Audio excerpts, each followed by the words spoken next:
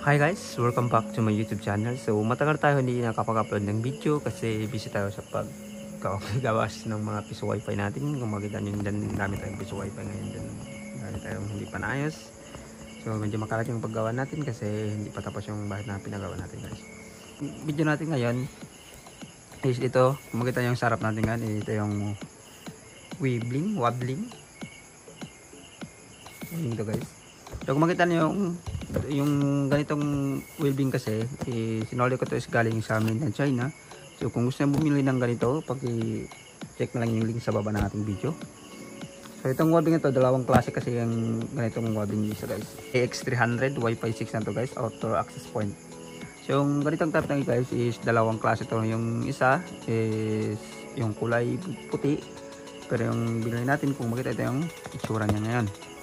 So yung nagpaturo sa akin, actually guys, matagal yung request nito, matagal na yung chat niya, matagal na nag-chat sa akin, hindi ko lang nagawa ng video. Actually marami naman gumagawa ng video na about sa ganito, pero kasi yung client natin sa mga piso wifi kasi nasa 100 plus na tayo guys. Nasa 130 na yata yung piso wifi natin ngayon. So kaya gawa natin ng video to guys, para naman doon sa client natin nagtatanong. So kung makita nyo, ito yung webbing natin. So ngayon ibubuksan na natin para ituruan na natin. So yung configure natin ngayon guys is sa cellphone lang natin i-configure. So bubuksan natin kung anong nasa loob niya, kasi binuksan ko na ito kanina, tanggal ko lang yung plastic. So kung makita nyo guys, pag open nyo yung box, ito yung makita nyo, ito yung makita nyo natin. So tanggalin natin yung carton. So itapan lang natin kasi nakalat naman yung mobile natin. So yung first i-open natin ito, yung kasama. So tanggalin na ito guys. So yung kasama ito, yung pangdikit ba yata itong tawag dito. Tapos yung siyempre yung adapter nya, saka yung 1 meter LAN cable, at saka siyempre yung adapter nya. Tapos magkanin pa yung power nito eh. Nasa 16.2 watts. So 55 volt daw yung output nya. So at saka kita yung mga tools ang kasama niya, panghigpit. So madali lang tayo guys para hindi na matagal. So tabi lang natin dito guys. Siyempre ito yung itsura ng ano natin ngayon, yung namili natin ng webbing, kasi yung sa kulay puti marami na ako nabili na ganun, pero hindi ko lang nagawa ng video. So baka pag hindi tayo busy gagawa tayo ng video tungkol, pero pareho naman yung pagkonfigure nila. Saka ito yung antena nya, mga apat na antena. So hindi natin kakabit nga yung antena, kaya na lang bahala magkabit sa antena nya. Kita nyo, ito yung apat na piraso to guys, yung antena nya. So inano ko lang guys dito sa pagano, sa mga marunong huwag na yung panoorin to. So pero yung tuturuan natin lang na ngayon sa mga hindi marunong lang. So kung makita nyo guys dito sa ano nya, may nakasulat kasi ito eh, doon sa puti meron pati dito meron din. Kung makita nyo guys, kita nyo ba? Hindi nyo makita. Ito, dito sa taas may nakasulat yan na 5G. Ito, kinata. Tapos dito guys, dito meron, may nakasulat din na 5G. So dito natin nilagay yung antena. Ganun lang. Tapos dito naman sa isa, tignan nyo, yung makita nyo is ito. Kung makita nyo guys is may 4G siya. So siyempre ikakabit natin dito sa 4G. So ito yung 4G nya, tapos ito yung 5G, tapos ito yung 4G ulit. So dito natin ikakabit lang.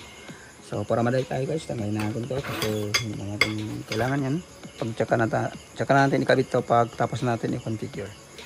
So proceed tayo guys. So ito na yung wobbling natin guys, i-config natin ngayon. Pero dito sa wobbling guys, sa mga gustong bumili ng wobbling, hindi ko, pero sa akin lang to, sa experience ko lang to guys.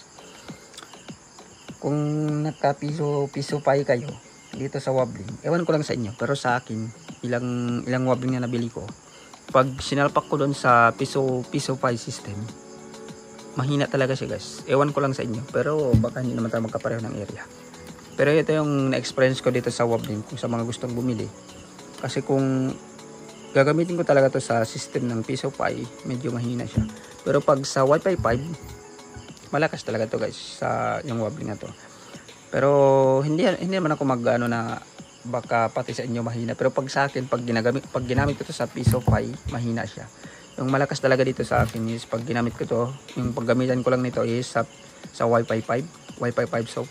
Yung ginagamit ko dito. Pero pag mga ibang ano, pag gusto ng client ko ng mga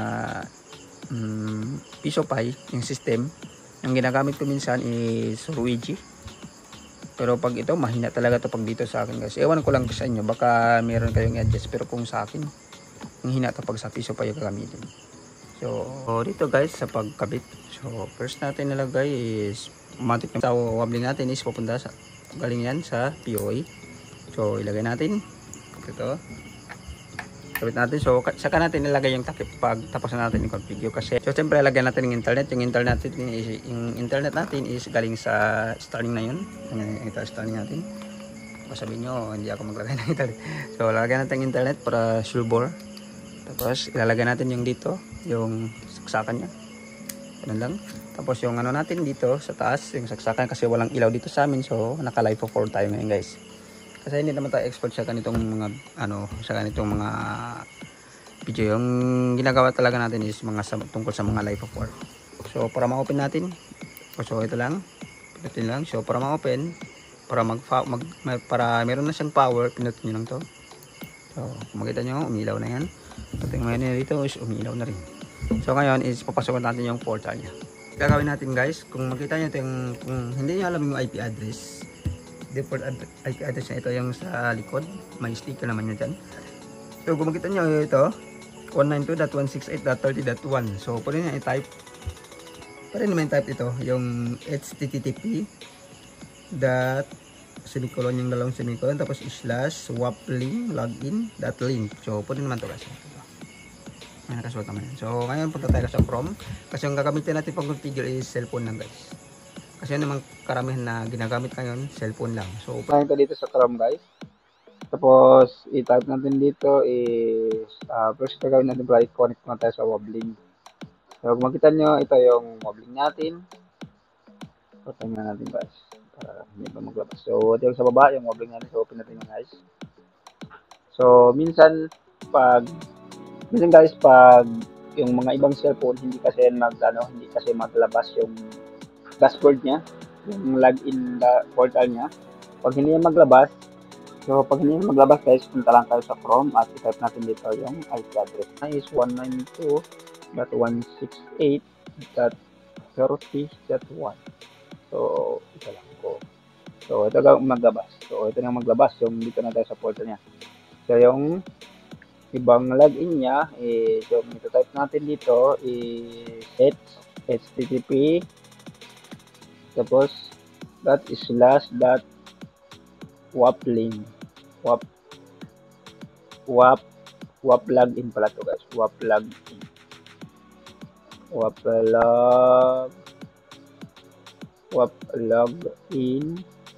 go. So dito sa password guys is automatic naman yan. Wala naman tayong ibang password is yung dito ilagay natin si admin. Siyempre admin naman yan, always admin naman lahat ng password ng mga AP. So login lang. So kung makita nyo guys, ito na yung natin. Pwede natin i-save yung maglabas kanina pero sa akin hindi ko i-save para hindi ako nakita. Pero kung gusto na i-save nyo para pag mag-configure kayo ng ganitong AP, diretso na siya. So yung lalagay natin dito guys is glow bar. Tapos, yung sa time is naka-binding naman yan. Automatic na yan. So, dito, yung ilalagay natin password kung ito yung gagamitin natin para mapasok natin mamaya yung dashboard niya. So, make sure nyo lang guys na tandaan nyo to. So, yung lagay natin is admin 1 lang guys. Kaya natin. Admin 1. So, ito guys, kung maganda nyo is same na. So, kung anong lagay natin dito yung kung anong ilagay niya dito, password dito sa taas, ganito din sa baba. So, punta yung next. Tapos dito guys, kung makita na yung pangalan ng Piso Wi-Fi. So, yung ilalagay natin dito is, siyempre palitan natin yung SSID niya. Kasi yung wobbling na to is gagamitin ito para sa AP ng Piso Wi-Fi. So, pinutin lang copy. Kasi kinapin na natin yung kanina yung pangalan ng Piso Wi-Fi lang. Tapos yung pangalan nito guys, yung pangalan niya, Piso Wi-Fi. Tapos dito dito sa password, siyempre lagyan natin ito ng password admin 1, 2, 3, 4, 5. So mamaya tatanggalin natin yung password nito. Kasi dito hindi yan pwede i-open kasi para magawa natin ito na AP kasi kung sa Visual pag gagamitin dapat walang password, dapat naka-open siya. So i-save muna natin. Teka natin papasukin mamaya ulit yung portal. So i-save muna natin ito. So pag tayo kung wabling natin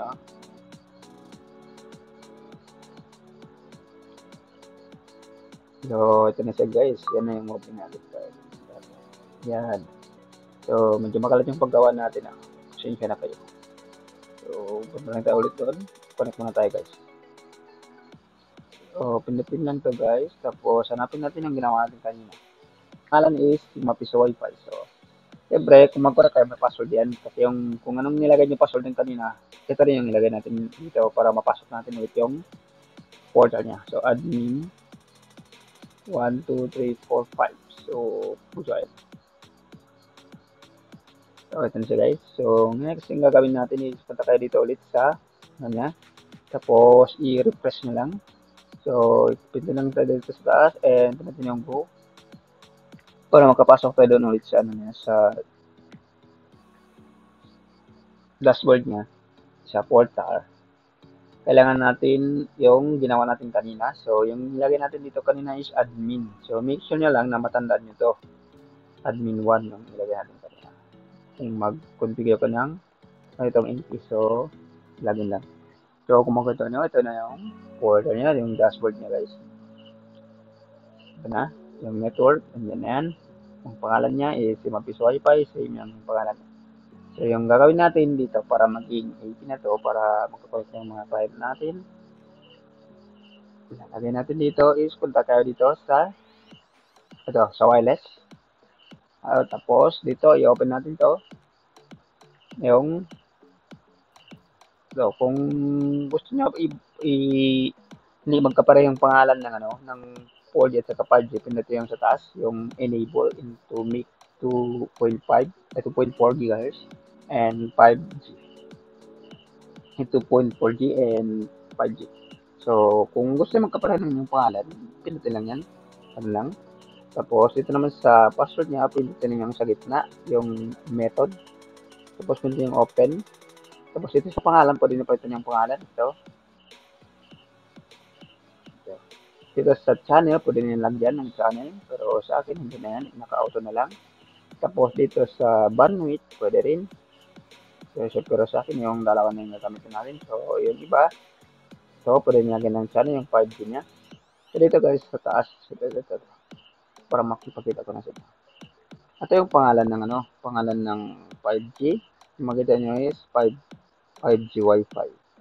Yung si Mapis Wi-Fi 5G. Pero pag gusto nyo talaga pero sa akin nilagay ko dito is yung ganoon ko lang para ka-auto na siya para magkapareho na yung pangalan nyo. Kasi minsan pag nilagay natin is iba-iba yung pangalan, minsan pag mag-connect yung mga ibang cellphone, hindi naman lahat, pero karamihan talaga minsan nawawala yung time.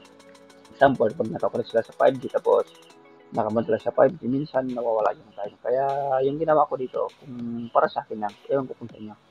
Yung ginawa ko is pinagkapareho ko yung pangalan niya. So, pinutin ko lang to para magkapareho yung SSID niya.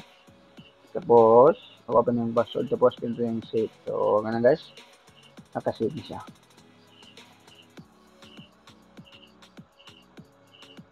So, ito na yung gusto wifi niya. Ito na yan guys. So, yan na.